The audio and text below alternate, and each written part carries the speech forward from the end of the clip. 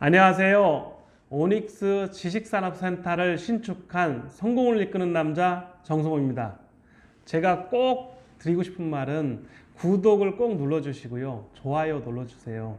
저의 힘이 됩니다. 안녕하세요. 오늘은 부동산 양극화에 따른 수익형 전략이라는 타이틀을 가지고 말씀드리겠습니다. 양극화는 지금 저금리 시대에 오면서 또는 서울의 집중화, 역세권 또는 하루라도 빨리 투자하자, 그리고 돈의 팽창, 즉 유동성의 팽창과 집중화, 또 요즘에 부동산 값이 호황을 하면서 갭 투자, 그 중에 제가 오늘 말씀드리고 싶은 것은 부동산 양극화에 따른 투자 전략, 이거에 대해서 말씀드리겠습니다. 자, 저희는 부동산을 하면은 수익을 많이 내고 싶어 합니다. 또 부동산 하면 안정적인 투자를 원합니다. 그리고 부동산에서는 꼭 빨리 환금성, 즉 돈을 빨리 현찰화해야 됩니다. 그러면 수익도 찾고 안정성도 찾고 환급성도 찾고, 이게 쉬운 게 아닙니다. 부동산의 투자 전략 3가지를 다 완벽하게 맞춘다면 이미 부자입니다. 또는 그러한 부동산 투자 전략을 가지고 있고 실행하고 있다면 여러분은 이미 전문가입니다. 근데 부동산을 저도 투자해보고 사업을 같이 하면서 벌써 20년 넘게 사업하면서 부동산 투자를 병행해 왔습니다. 저는 늘 강조하고 있습니다. 부동산 투자만 하면 투기꾼으로 몰리기 쉽습니다. 또 너무 쉽게 번 돈은 모래알처럼 흐트러질 수 있습니다. 제 주위에 그런 분도 몇 분 봤습니다. 사업을 하다가도 너무 부동산이 잘 되니까 부동산에만 올인합니다. 근데 돈을 너무 많이 벌거나 사업을 연장하지 않고 단순히 수익만 많으면 사람이 변합니다. 이게 변하면 좋은데 이게 좋게 변하지가 않아요. 그래서 저는 실무 경험 20년 이상 사업을 하면서, 사업은 리스크 관리라고 합니다.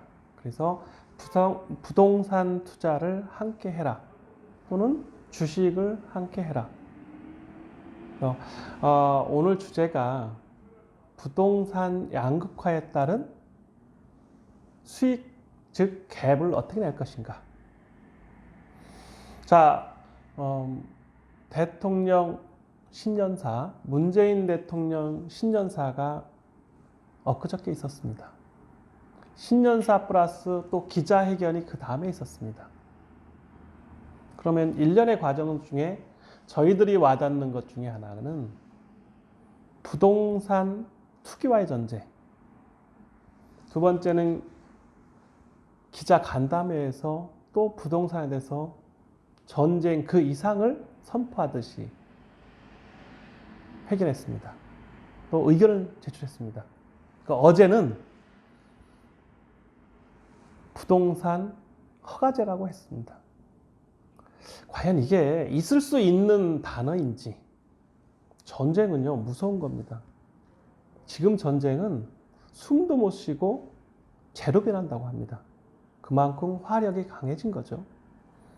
그러한 전쟁이라는 용어와 부동산과 융합한다는 것, 또는 언론화한다는 것, 그리고 저희들이 신고제다, 허가제다, 등록제다, 이거는 국가 정책에서 말하는 게 아니고요, 행정법 또는 행정을 하는 쪽에서 하는 겁니다.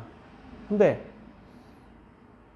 아무리 행정부 수반이 대통령이라 하더라도 부동산 투기를 잡기 위해서 허가제까지 나온다?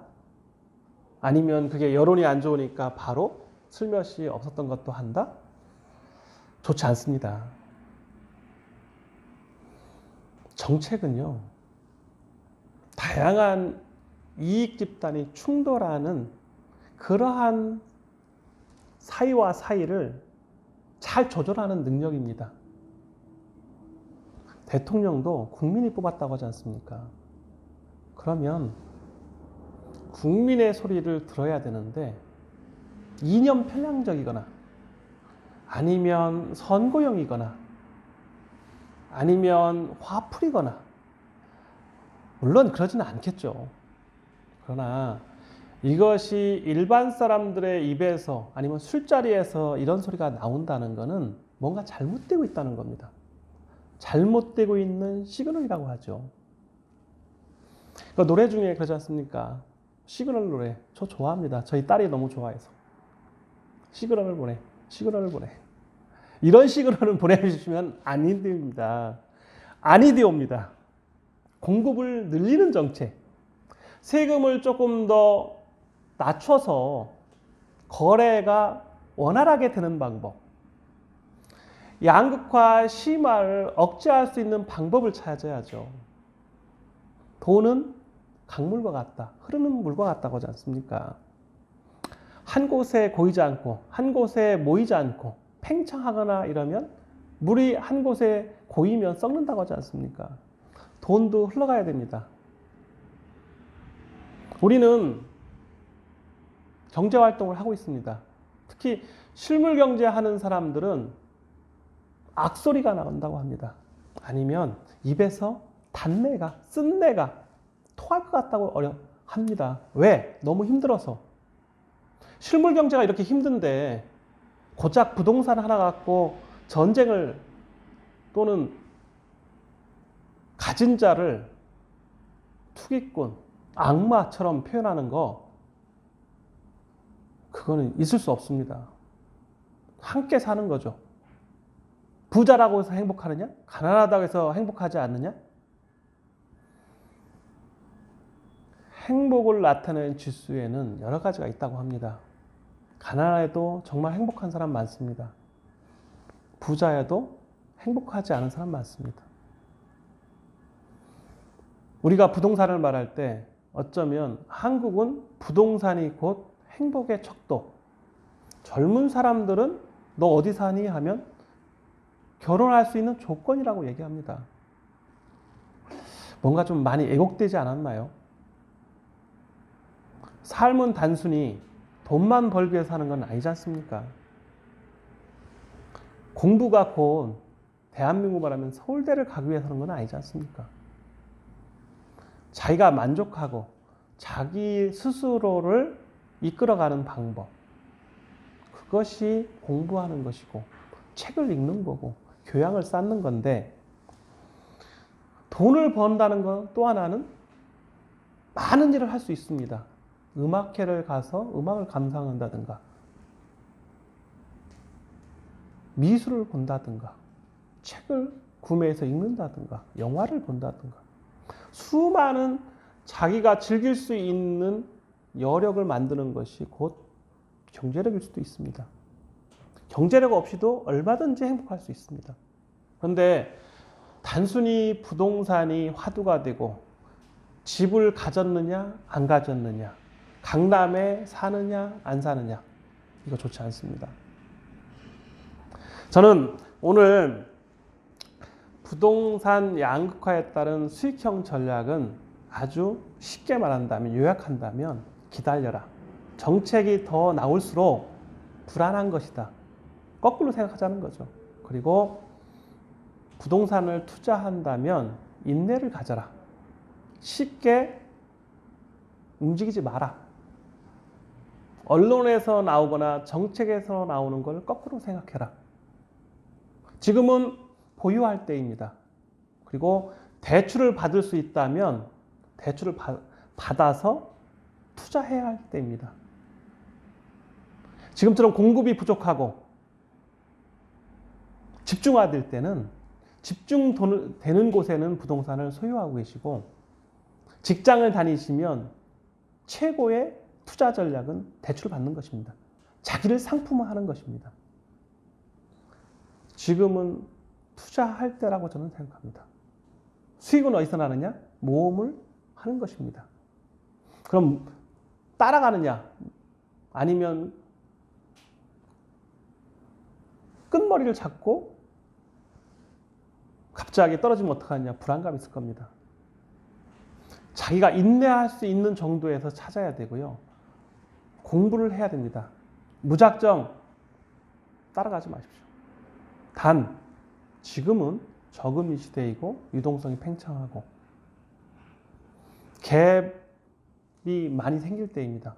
조금 더 기다리시면, 부동산을 가지고 있으신 분은 기다리시면 좋은 기회가 올 것이고, 안 가지고 계신 분은 조금씩 투자를 해야 된다고 생각합니다. 그래서 꼭 아파트가 아니더라도 연립주택 중에 대지가, 즉 땅이, 지분이 많은 것에 투자하는 방법, 그리고 특수한 지식산업센터에 투자하는 방법, 그리고 또 하나는 무엇보다도 자기의 리스크를 관리하는 방법. 이제 거래의 절벽에서 저희는 무작정 뭔가를 하는 것보다 많은 관찰이 필요한 시대입니다.